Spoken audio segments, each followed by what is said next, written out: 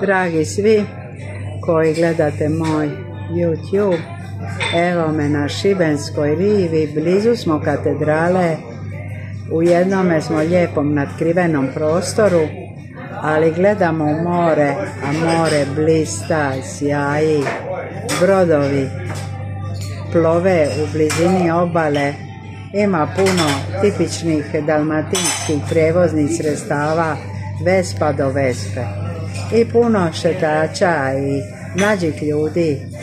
Jedan prekrasni doživljaj.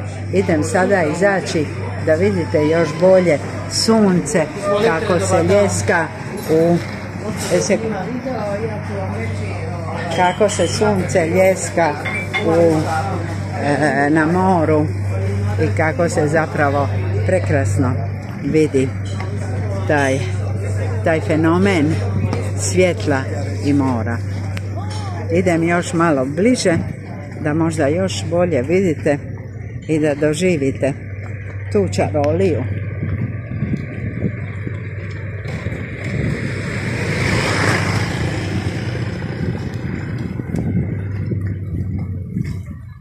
Evo, ono što se u Dalmaciji kaže pušika, tako da se more mrvicu mreška i ima još više, ljepši je fenomen toga odraza sunca na površini mora.